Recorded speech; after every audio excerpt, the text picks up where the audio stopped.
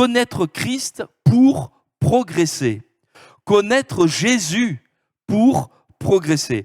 Et nous allons aller tout d'abord dans la deuxième épître de Pierre, si vous voulez bien. Deuxième épître de Pierre au chapitre 3e. Deuxième épître de Pierre au chapitre 3e et au verset 17. Alors, si vous m'entendez tousser, ne soyez pas alarmés. Il y a la clim, il y a tout ça, voilà, ça nous gratte. Mais bon, c'est pas grave. Voilà. 2 Pierre 3, 17 nous dit ceci. Vous donc, bien-aimés, c'est vous, hein, c'est à nous que le Seigneur parle, hein, au travers de Pierre, là. C'est Pierre qui parle. Hein. Vous donc, bien-aimés, qui êtes avertis. Avertis de quoi? Avertis qu'on va vers des temps difficiles. Vous n'étiez pas au courant? On va vers des temps qui sont difficiles, et ils sont déjà difficiles. Il y a quelque temps en arrière, il y a un prédicateur de l'Évangile qui a dit ceci. S'il m'avait été donné de choisir un moment dans l'histoire de l'humanité, peut-être que je n'aurais pas choisi celui-ci, par exemple, pour éduquer mes enfants. Et c'est vrai qu'en matière d'éducation des enfants, notre monde n'est pas le meilleur. Qu'est-ce que vous en pensez, hein? Il y a vraiment des défis. Mais le Seigneur nous rend vainqueurs quand même. Et il nous a dit donc, vous donc, bien-aimés, qui êtes avertis, mettez-vous sur vos gardes de peur qu'entraînés par l'égarement des impies, vous ne veniez à déchoir de votre fermeté, mais croissez dans la grâce et dans la connaissance de notre Seigneur et Sauveur, Jésus-Christ. À lui soit la gloire, maintenant et pour l'éternité. Amen. Je voudrais retenir surtout le verset 18. Croissez dans la grâce et dans la connaissance de notre Seigneur Jésus-Christ. Alléluia. Connaître le Seigneur. Et voyez le titre, connaître Christ pour progresser. Alors on va maintenant lire un autre texte, si vous voulez bien, que vous connaissez fort bien, et qui se trouve dans le livre des psaumes. C'est le psaume 103. Tout à l'heure, Guillaume nous a fait chanter voilà, une interprétation du psaume 23, l'Éternel est mon berger. Mais là, le psaume 103, aussi un psaume de David. Et voici ce qui nous est dit. Mon âme, vous le connaissez celui-ci, hein? Mon âme, bénis l'Éternel. Que tout ce qui est en moi bénisse son saint nom. Mon âme, bénis l'Éternel. Et n'oublie aucun de ses bienfaits. C'est lui qui pardonne toutes tes iniquités. C'est lui qui guérit toutes tes maladies. C'est lui qui délivre ta vie de la fosse, qui te couronne de bonté et de miséricorde. C'est lui qui rassasie de bien ta vieillesse, qui te fait rajeunir comme l'aigle. L'Éternel fait justice, il fait droit à tous les opprimés, il a manifesté ses voies à Moïse, ses œuvres aux enfants d'Israël. L'Éternel est miséricordieux et compatissant, lent à la colère, riche en bonté. Il ne conteste pas sans cesse, il ne garde pas sa colère à toujours, il ne nous traite pas selon nos péchés, il ne nous punit pas selon nos iniquités, mais autant les cieux sont élevés au-dessus de la terre, autant sa bonté est grande. Amen. Pour ceux qui le craignent, autant l'Orient est éloigné de l'Occident, autant il éloigne de nous notre transgression. Et comme un père a compassion de ses enfants, l'Éternel a compassion de ceux qui le craignent. Amen. Gloire à Dieu. Je vous engage à lire ce texte de l'Écriture et ce psaume 103 tout entier. Mais je vous fais remarquer ici que David, lorsque il écrit ce psaume, il déclare en même temps et il confesse sa connaissance de Dieu, sa connaissance de l'Éternel. Tout à l'heure, Pierre disait, mais croissez dans la connaissance et dans la grâce de notre Seigneur. Mais ici, nous voyons que David lui-même pourra parler de Dieu comme celui qui est miséricordieux, compatissant. Il le connaît. Il le connaît. Et je veux croire que le secret de la longévité d'un enfant de Dieu, du succès d'une vie chrétienne, c'est la connaissance de notre Seigneur. Non pas simplement une connaissance intellectuelle, mais une connaissance expérimentale également, où chaque jour nous pouvons vivre et nous remettre entre les mains de notre Sauveur et de notre Seigneur. Alléluia! Et David pourra dire ceci, et on suppose qu'il a écrit cela à la fin de sa vie. Mon âme, bénis l'Éternel. Il parle à son âme. Ne t'abats pas, mon âme. Ne regarde pas, je sais pas, aux articulations qui sont en train de grincer, aux cheveux qui blanchissent ou je sais pas quoi. Eh bien, mais mon âme, bénis l'Éternel et n'oublie aucun de ses bienfaits. Alléluia. Est-ce que vous pouvez parler à votre voisin et vous lui dites, n'oublie aucun des bienfaits de l'Éternel. Dites-le lui, voilà, n'oublie pas. N'oublie pas ce que Dieu a fait pour toi. Amen. Alléluia. Et oui, c'est important de ne pas oublier. Et pourquoi je dis ça? Pourquoi je dis ça, mes frères et sœurs? Nous allons entrer dans une période de défi qui est là devant nous. Septembre 2024 et puis l'année 2025, toute cette année d'activité. Et peut-être déjà que vous êtes en train de réfléchir à ceci, à cela, ce qu'il va falloir faire. On a les bien-aimés qui sont en vacances, je ne veux pas gâcher la fin de vos vacances, mais peut-être qu'il y a déjà du travail qui vous attend au bureau. Peut-être qu'il y a déjà un collègue qui est rentré avant vous et qui a déposé un petit dossier là. Il a préparé, c'est bien au chaud, c'est pour vous. Peut-être que certains se disent, oui, il faut que je reprenne mon stage, mon alternance, etc., etc. Et toutes ces choses sont là et toutes ces préoccupations et ces activités seraient propres à nous faire oublier qui est le Seigneur. Et ici, il nous est dit, mon âme, bénis l'Éternel et n'oublie pas qui il est. N'oublie pas ce qu'il est capable de faire.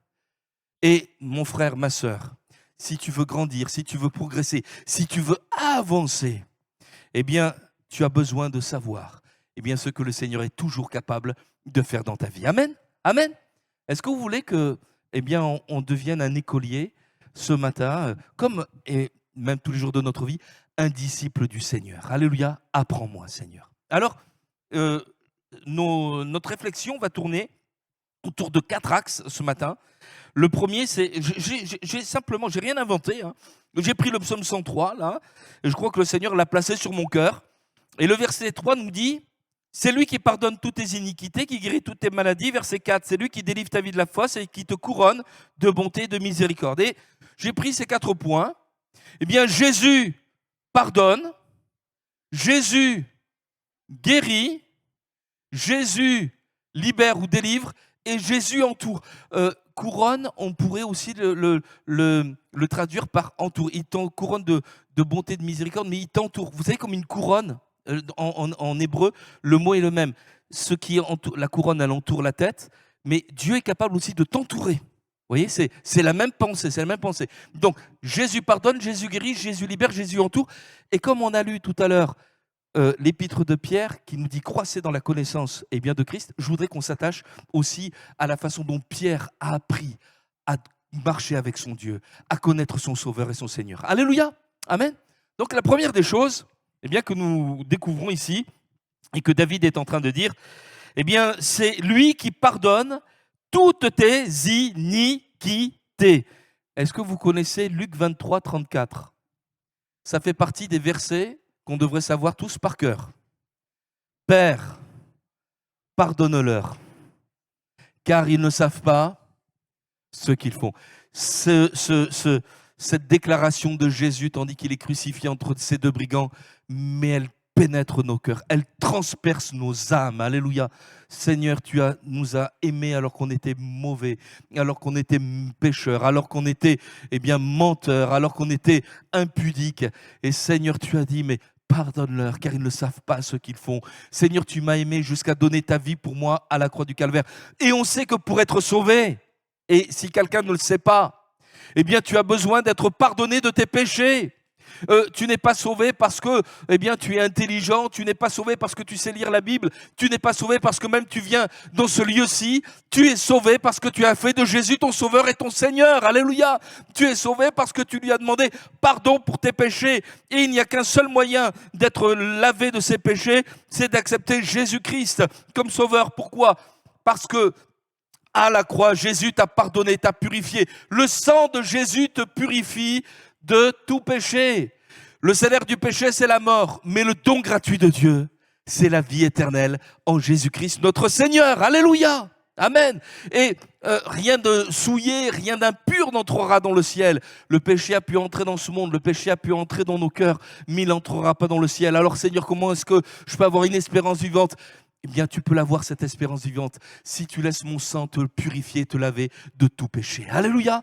Et c'est ce que l'apôtre Pierre dira dans 1 Pierre, eh bien, au chapitre 1er, au verset 18, en disant que ce n'est pas par de l'or, par de l'argent qu'on a été racheté de la vaine manière de vivre, mais c'est par le sang précieux de Jésus-Christ. Je voudrais vous poser cette question, et particulièrement à celles et ceux qui, bien peut-être, découvrent l'Évangile. Est-ce que tu as demandé pardon au Seigneur pour tes péchés? Est-ce que tu es convaincu que si tu vis sans Dieu, si tu vis sans suivre eh bien, le conseil de sa parole, tu es ennemi de Dieu par tes pensées et que la conséquence de cela, ça sera eh bien, un jugement sur ta vie? Mais je voudrais t'annoncer cette bonne nouvelle, c'est que Dieu t'aime, alléluia, et qu'il a donné Jésus afin que tu sois lavé et pardonné de tes péchés. Amen, alléluia. J'étais comme ça, hein, loin de Dieu, sans foi ni loi. Mais il m'a rencontré, il m'a permis que eh bien, je le rencontre et que je découvre eh bien, son grand et merveilleux amour. Amen. Vous savez qu'en ce qui concerne l'apôtre Pierre, ça n'a pas été facile pour lui de comprendre qu'il avait besoin d'être pardonné de ses péchés. Il avait une conscience assez aiguisée eh bien, de la personne de Jésus. Et dans Matthieu 16 au verset 18, quand Jésus posera cette question « Et vous, qui dites-vous que je suis ?»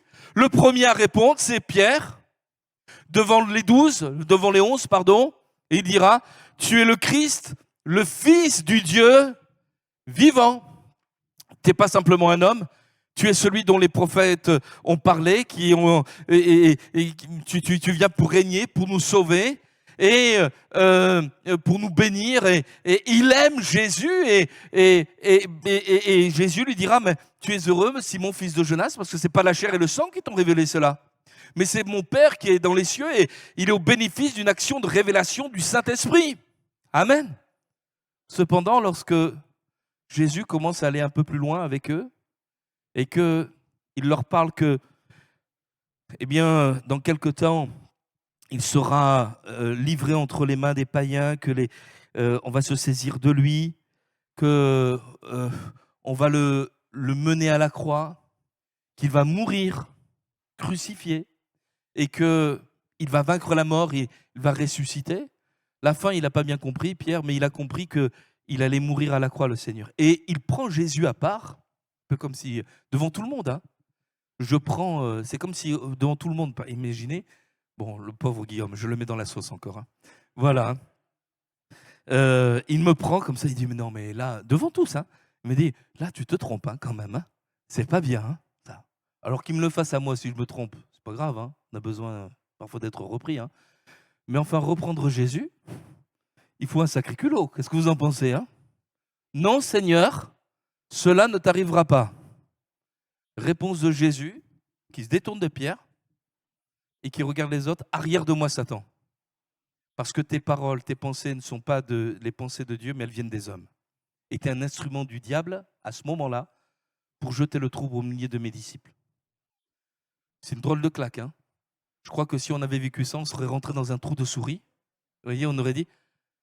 Et le Seigneur ne va pas l'abandonner, on va le voir dans quelques instants, mais Pierre sera rétabli, il va voir Jésus dans sa gloire. Mais ça nous montre une chose, c'est que quand même s'il avait compris qui était Jésus, majestueux, grand, digne de louange, etc., il n'avait pas compris qu'il avait besoin d'être pardonné de ses péchés. Et pour qu'il puisse le comprendre, eh bien, Jésus va permettre certaines choses. Il va l'avertir quand même. Il va l'avertir.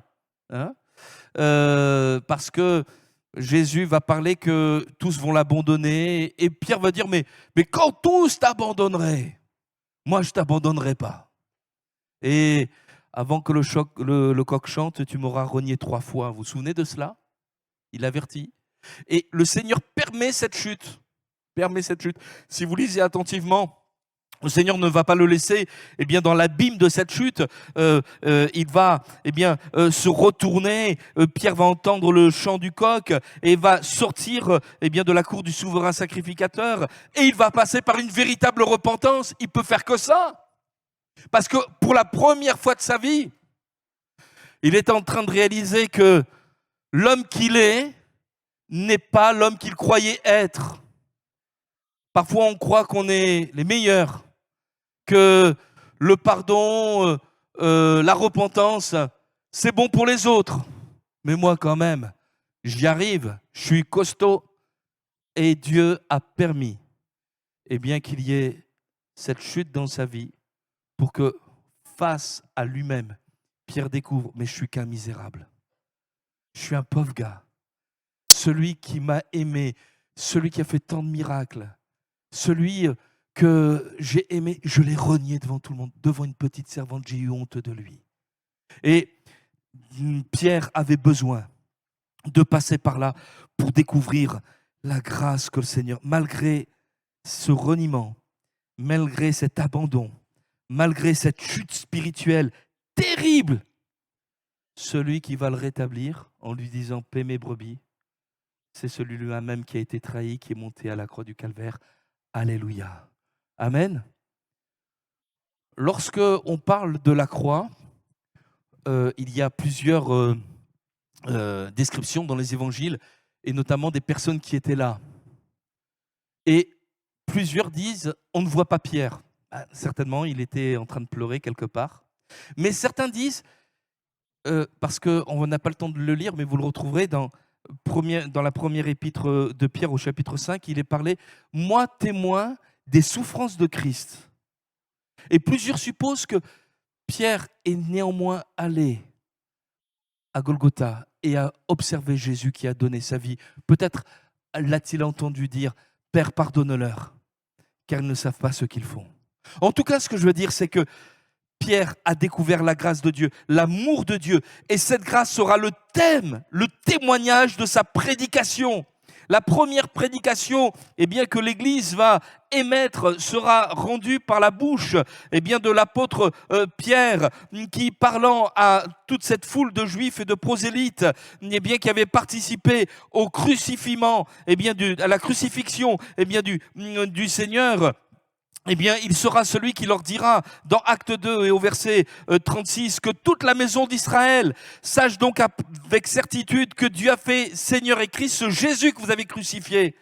Et ces hommes qui ont le cœur vivant touché disent « Mais homme frère, qu'est-ce qu'on va faire ?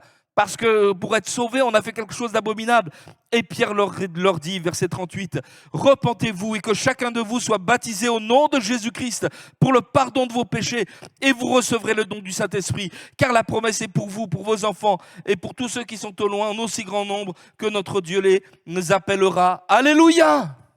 C'est-à-dire qu'à partir de ce moment, l'apôtre Pierre est en train de communiquer un message qui est essentiel pour nos vies. Nous sommes ce que nous sommes par la grâce de Dieu. Alléluia. Et je voudrais te dire ceci. Ton Dieu ne se lasse point de pardonner. Non point qu'il aime le péché. Et s'il y a une faiblesse dans ta vie, mais le Saint-Esprit va te régénérer la nouvelle naissance. Elle nous transforme. Alléluia. Et même si après cela, il y a des faiblesses et des chutes, mais le Saint-Esprit te renouvelle et agit pour que tu sois plus que vainqueur sur toutes ces choses. Il ne veut pas que tu sois esclave. Mais le Seigneur pardonne. Alléluia. Le Seigneur relève. Alléluia. Comment pourrait-il en être autrement dans le monde dans lequel nous sommes? Vous vous souvenez de la vision que Ésaïe aura de la gloire de l'Éternel. Et Saint, Saint, Saint, l'Éternel des armées, les chérubins dans la gloire, qui adorent Dieu, etc., qui se cachent le visage avec leurs ailes, etc. C'est magnifique et en même temps terrible. Et Ésaïe est pris d'effroi. Il dit « Mais malheur à moi, parce que je vis au milieu d'un peuple dont les lèvres sont impures, dont d'un peuple impur. » Et l'ange prend un tison de l'autel et vient le mettre sur ses lèvres. Ton iniquité est expiée. Alléluia. Amen. Et je voudrais vous dire ceci, mes frères et sœurs. Tant que nous restons dépendants de cette grâce, tant que nous demeurons en Jésus, Seigneur, j'ai besoin de ton pardon, j'ai besoin de ta grâce renouvelée. Tant que nous avons cette conscience de dire, mais Seigneur, si je suis ce que je suis, bien c'est grâce à toi. J'ai besoin encore de grandir, mais je t'appartiens, je suis... Pardonnez-moi le mot que je vais dire, enfin, pardonnez-moi pas, mais comprenez-le plutôt. Mais il ne faut pas me pardonner parce que c'est la Bible. Je suis saint. Je suis mis à part. Je t'appartiens dans un monde qui ne t'appartient pas. Et pour continuer à t'appartenir, j'ai toujours besoin de ta grâce et de ton amour renouvelé envers moi. Amen. Alléluia. Mon âme bénit l'Éternel. N'oublie aucun de ses bienfaits. C'est lui qui pardonne toutes tes iniquités. Amen. Merci Seigneur. ça nous fait relativiser notre importance et dire que, encore une fois, si nous sommes ce que nous sommes, c'est par la grâce de Dieu. Je voudrais avancer plus loin. C'est lui qui guérit toutes tes maladies. Jésus guérit. Et mes frères et sœurs, je voudrais vous dire vraiment que c'est quelque chose qu'il faut prendre au pied de la lettre. Jésus guérit les malades. Et nous avons besoin de prier afin que nous voyions encore davantage de guérison. Alléluia. Il y a des situations dans lesquelles on a des frères et sœurs qui sont dans la maladie. Pour des raisons X ou Y, le Seigneur permet la maladie, mais Jésus est celui qui guérit les malades. Alléluia. Il permet de surmonter l'épreuve également. Je me souviens qu'il y a quelques mois en arrière, notre sœur Maggie a fait une chute. Tu t'en souviens, Maggie ? Voilà, et on était tous un peu paniqués autour d'elle, là. C'était à Aucton, hein. On a été visiter notre sœur Paul et elle est tombée comme ça. Et à cause de cette chute, elle a dit, mais il faut que je fasse un IRM. Et en raison de cette chute, elle a fait cette IRM. Et l'IRM a révélé des tumeurs qui sont apparues là au niveau des os. Et heureusement, parce que connaissant le caractère de Maggie, si elle avait ressenti quelques douleurs, elle a dit ça va passer. Mais là, avant même que les douleurs apparaissent, elle a été prise à temps, en charge, alléluia. Et on bénit le Seigneur, alléluia. Donc ça veut dire que avec l'épreuve, Dieu permet aussi le moyen d'en sortir, alléluia. Mais néanmoins, mes frères et sœurs, même si Dieu prévient et utilise la médecine, j'en suis convaincu et on a besoin de prier pour les médecins, alléluia. On a même besoin de prier pour qu'il y ait des médecins qui soient chrétiens, amen. Et je rends grâce au Seigneur dans cette église. Il y a plusieurs étudiants en médecine. Gloire à Dieu. Plus tard, hein, on ira voir. Tu te souviens ? C'est moi qui t'ai baptisé. voilà. Et voilà, peut-être qu'ils nous feront un prix, on ne sait pas. Hein. Bon, bref. Et en tout cas, mais non, je plaisante quand je dis ça. Mais en tout cas, Jésus est celui qui guérit les malades. Ça veut dire quoi ? J'ai noté dans Matthieu 14 que Jésus fut ému. Il voit une foule, il est ému de compassion et il guérit les malades. Il guérit les malades. Je voudrais que nous puissions comprendre une chose, c'est que Dieu n'est pas simplement intéressé par, les aspects les plus nobles de notre vie, c'est-à-dire nos désirs d'entrer en communion avec lui, nos désirs d'avoir son conseil, nos désirs d'avoir la vie éternelle, mais il est intéressé, notre Dieu également, par tous les aspects de notre vie et aussi par la réalité quotidienne d'un corps qui peut faire souffrir. La réalité quotidienne qui parfois nous humilie. Lorsque on est en pleine souffrance, qu'on n'arrive pas à assumer une certaine tâche parce que, on est comme handicapé par, par cette maladie. Et c'est une réalité à prendre au pied de la lettre. Dieu n'est pas indifférent, à nos souffrances. Dieu s'est fait homme, Jésus s'est fait... Et ça, c'est quelque chose, j'en suis convaincu, qui a touché dès le départ l'apôtre Pierre. Vous savez pourquoi ? Parce que lorsque Jésus va arriver dans la ville de Capernaum, qui va commencer à prêcher, il est appelé à être un disciple. Un des premiers lieux après la synagogue où Jésus va se rendre, un des premiers lieux où il va se rendre, c'est dans la maison de Pierre. Et là, il y a la belle-mère de Pierre. Cette femme, elle est malade, elle a la fièvre.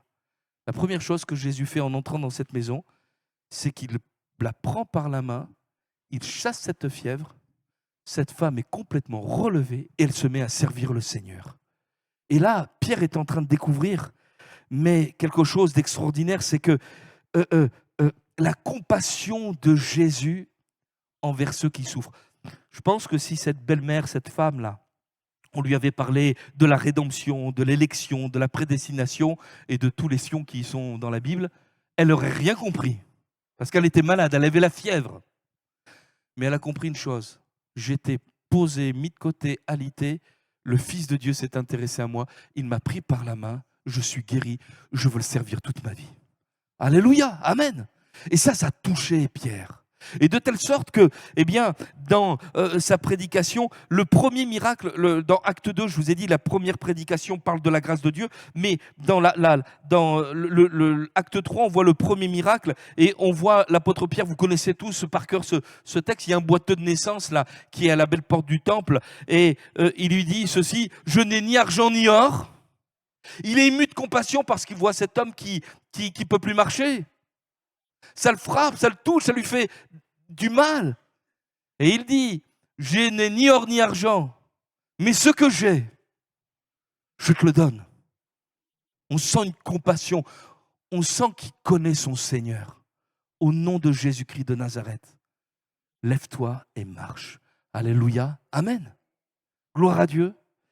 Et son ministère, sa prédication va être remplie de cet aspect-là, c'est que Jésus est celui qui guérit les malades. Jésus est celui qui s'intéresse à celui qui souffre.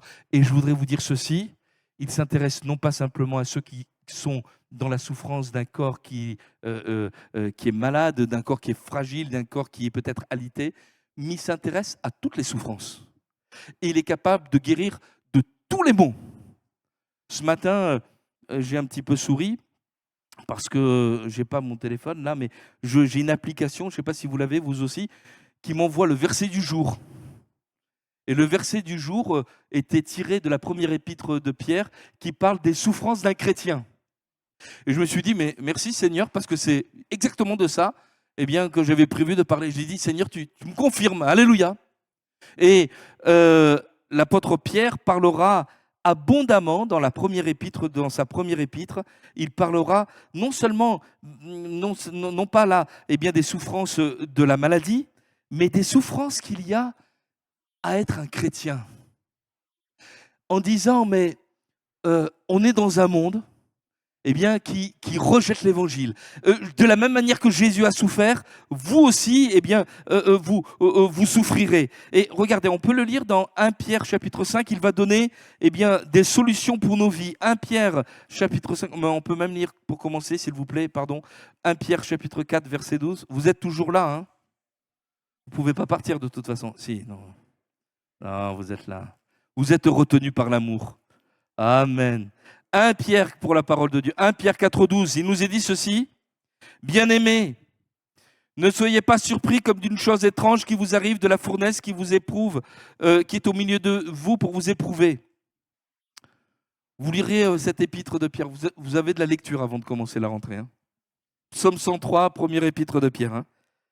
Mais il dit, réjouissez-vous au contraire de la part que vous avez aux souffrances de Christ, afin que vous soyez aussi dans la joie et dans l'allégresse lorsque sa gloire apparaîtra. Si vous êtes outragés pour le nom de Christ, vous êtes heureux parce que l'Esprit de gloire, l'Esprit de Dieu repose sur vous. Que nul de vous, en effet, ne souffre comme meurtrier, ou voleur, ou malfaiteur, ou comme gérant dans les affaires d'autrui. Mais si quelqu'un souffre comme chrétien, qu'il n'en ait point honte, et que plutôt il glorifie Dieu à cause de ce nom. Amen. Et il dira ceci également dans 1 Pierre au chapitre 5 et au verset 6. Humiliez-vous donc sous la puissante main de Dieu afin qu'il vous élève au temps convenable et déchargez-vous sur lui de tous vos soucis, car lui-même prend soin de vous. Amen. Donc il prend en compte le fait que nous avons part à des souffrances. Et il dira ceci, mais comme l'apôtre Paul le dira plus tard, que les souffrances du temps présent ne sauraient être comparées à la gloire à venir. Et il dira ceci, mais en réalité, si les hommes vous font souffrir, c'est que, ils sont ennemis de Dieu, ils sont dans l'ignorance comme si vous étiez autrefois. Mais votre remède, ce qui va vous permettre de tenir peut-être dans un conflit qu'il y a au travail, peut-être dans une situation compliquée où par rapport à votre foi, vous êtes humilié, vous êtes moqué, etc. C'est que, en réalité, vous marcherez avec le Seigneur. C'est ça votre joie. Et il dira plus tard l'apôtre Pierre, devant un tribunal qui était là pour le juger, il faut obéir à Dieu plutôt qu'aux hommes. Alléluia. Amen. Je voudrais juste donner ce témoignage. J'ai lu récemment. Il y avait deux personnes qui étaient enfants de Dieu et qui ont vécu les mêmes choses, les choses de la vie courante, hein, c'est-à-dire quand on est un chrétien, on peut être, voilà, comme je le disais, humilié, mis de côté, on peut être apprécié, parfois oui, parfois non, bon bref, voilà. Et il y avait quelqu'un qui, il y avait donc deux chrétiens, et pour l'un d'entre eux, tout se passait bien, malgré le fait que voilà, les choses étaient compliquées, parfois, avec des hauts et des bas, mais voilà, il était stable dans son travail, etc. Et un autre, alors où c'était tout le contraire, c'était toujours conflictuel, toujours compliqué, et c'était toujours problème sur problème qui n'avaient jamais leur solution. Et je ne sais pas si vous les avez lus, ce témoignage, et en grattant cette situation, celui qui a écrit a dit ceci, mais il faut obéir à Dieu plutôt qu'aux hommes. À qui cherches-tu à plaire? Si tu cherches à plaire à ton Seigneur, même s'il y a des choses compliquées autour de toi, ce n'est pas la vie des autres qui va nuire à ton bonheur. Toi, tu marches avec le Seigneur. Et même si parfois ça nous arrive de souffrir, on est quand même heureux parce qu'on marche dans les voies de Dieu. Amen. Gloire au Seigneur. Je suis heureux. Des fois, c'est pas facile. Hein. Ouais, il y a des choses. Mais je suis heureux, je marche avec toi, Seigneur. Et c'est une guérison. Amen. Par contre, si ma vie est attachée à la vie des uns des autres, le petit chef qui devait me donner une promotion, mais qui ne me la donne pas parce que ceci, cela. Et si je désire plaire à un tel, faire des compromis, ceci, cela, je risque d'avoir problème sur problème. Matthieu 6, 33, vous vous souvenez de cela? Cherchez, premièrement, le royaume et la justice de Dieu, et toutes choses vous seront données par-dessus. Amen. Est-ce qu'on peut avancer? Oui, on avance, pasteur. Voilà. Psaume 103. Jésus libère. Il délivre ta vie de la fosse. Dans la Bible, la fosse, ça évoque à la fois la mort et le piège qui amène la mort. Et on s'aperçoit que dans sa vie, l'apôtre Pierre est passé par plusieurs situations compliquées dans lesquelles il a vécu ces pièges, il s'est retrouvé dans ces fosses qui auraient pu éteindre complètement sa foi. Mais dans sa prédication, dans la révélation qu'il a pu recevoir et transmettre de Jésus, il dira ceci, c'est que Jésus est ressuscité. Alléluia. Est-ce qu'on peut mettre Acte 2, 27, si c'est possible? Voilà, je remercie vraiment les techniciens là qui font tout pour me suivre. Voilà, Acte 2, je ne sais pas si je vous avais donné cette référence. Acte 2, 27, il nous est dit ceci, je le cherche en même temps. Voilà. Vous pouvez chercher, vous aussi. Hein. Il est dit ceci, tu n'abandonneras pas mon âme dans le séjour des morts. C'est une prophétie que David a transmise.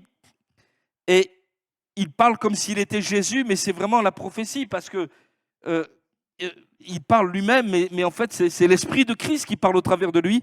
Et tu ne permettras pas que ton sein voie la corruption. Tu m'as fait connaître les sentiers de la vie. Tu me rempliras de joie par ta présence. Et il dira, homme frère, qu'il me soit permis librement de vous dire au sujet de David qu'il est mort. Et au verset 31, il ajoutera, c'est la résurrection du Christ qu'il a prévu et annoncé en disant qu'il ne serait pas abandonné dans le séjour des morts et que sa chair ne verrait pas la corruption. Satan croyait vaincre Jésus en l'humiliant, en le mettant à la croix, mais Jésus s'est rendu obéissant jusqu'à la mort justement de cette croix. Il est resté sur cette croix et il est resté fidèle, il est mort, le Père l'a ressuscité et Satan est vaincu. Amen. Amen. C'est-à-dire que tous les pièges du diable, mon frère, ma sœur, je voudrais bien que vous l'entendiez, tous les pièges du diable, tous, sont destinés pour les enfants de Dieu à être détruits. Le diable ne gagnera jamais contre Jésus. Et il n'aura jamais le dernier mot contre l'Église du Seigneur. Alléluia. Les forces du mal sont destinées à être détruites. Et si le Seigneur permet que Satan et dans ce monde prenne de plus en plus d'amplitude, c'est pour lui permettre d'arriver jusqu'à un maximum, pour qu'une fois qu'il soit arrivé à ce maximum-là, Jésus manifeste toute sa gloire et le détruise. Alléluia. Amen. Et cela, il en avait confiance. Tu délivres ma vie de la fosse. À plusieurs reprises, Pierre s'est retrouvé en prison. On lui a intimé l'ordre de se taire. Ne parle plus de Jésus dans Acte 4. Il y a cette fameuse prière de Jérusalem où une fois qu'ils sortent du Sanhédrin, Pierre et Jean rassemblent toute l'église et ils se mettent à prier. Ils disent, mais tu vois leurs menaces, Seigneur. Tu vois tout ce qu'ils disent. Ils se sont déjà unis pour te crucifier. Hérode, Pilate, etc., dans cette ville. Maintenant, ils veulent qu'on se taise. Mais il dit, donne-nous l'assurance de prêcher ton nom. Alléluia, de prêcher avec assurance et confirme ta parole par des signes, des prodiges et des miracles. Alléluia. Et ils disent, mais on va pas se taire parce que l'ennemi nous demande de nous taire. On va pas rester cloîtrés, vaincus dans cette fosse, en train que notre foi s'éteigne. Le diable est destiné à être vaincu. Alléluia. Et toi, tu nous donnes cette victoire. Je crois que cette connaissance des choses de Dieu et du sort final des méchants et de ce qui va survenir pour ce monde, ça devrait nous remplir mais de joie et d'optimisme. Alléluia. Et je répète, même si tu peux être mis de côté quelque part, même si tu peux subir à ton égard toutes sortes d'attaques dans ta vie, mais que tu puisses te souvenir, celui qui aura le dernier mot, c'est mon Sauveur. Dans 2 Pierre, au chapitre 2 et au verset 9, vous le relirez tout cela. Hein. Pierre écrit, le Seigneur sait délivrer de l'épreuve les hommes pieux. Je le répète, le Seigneur sait délivrer de l'épreuve les hommes pieux et réserver les injustes pour être punis au jour du jugement. Et quand il parle de cela, il parle de Sodome et Gomorrhe, vous savez, qui sera détruite. Et comment Dieu a sorti de là Lot. Il n'est pas mort avec le reste de cette population. On a prié pour lui, Abraham, etc. Voilà. Et il représente comme les justes qui sont au milieu d'un monde qui périt. Le Seigneur sait délivrer de l'épreuve les hommes pieux. Alléluia. Et Pierre sera dans cette prison. L'Église ne cessera d'intercéder pour lui et Dieu enverra un ange dans cette prison. Vous vous souvenez de cela? Lorsqu'il était encadré par toutes sortes de soldats enchaînés, il sera endormi, l'ange le réveille, les chaînes tombent, il croit qu'il est dans un songe, il met sa ceinture, etc. Les portes de la prison s'ouvrent, tout le monde dort, etc. Et puis finalement, il se retrouve dans la rue. Et puis là, l'ange disparaît et dit, mais il réfléchit, mais je vois maintenant que le Seigneur m'a délivré. Gloire à Dieu. Amen. Alléluia. C'est pas Satan qui a eu le dernier mot. Il voulait me faire périr, il voulait m'exécuter. Mais Seigneur, tu es intervenu. Alléluia. Amen. Mais je crois que ça doit remplir notre cœur de paix, ça. Amen. Alléluia. Vous êtes toujours là. Hein? Merci Seigneur. Allez, je termine. En disant que Jésus couronne de miséricorde et de bonté. Alors, je vous ai dit tout à l'heure, il nous entoure. Tout à l'heure, Guillaume nous a fait chanter « L'Éternel est mon berger ». Et je prévoyais de terminer en citant ce texte. « L'Éternel est mon berger, je ne manquerai de rien ». Et le dernier verset, le verset 6, dit ceci « J'habiterai dans la maison de l'Éternel jusqu'à la fin de mes jours ». Alléluia. C'est-à-dire que Dieu nous entoure. Dieu sait de quoi nous sommes formés. Il connaît notre capacité à comprendre, à supporter les choses. Et il sera toujours là. Je termine. Hein. Mais vous connaissez un des textes, un des épisodes auxquels on pense tous lorsqu'on parle de Pierre.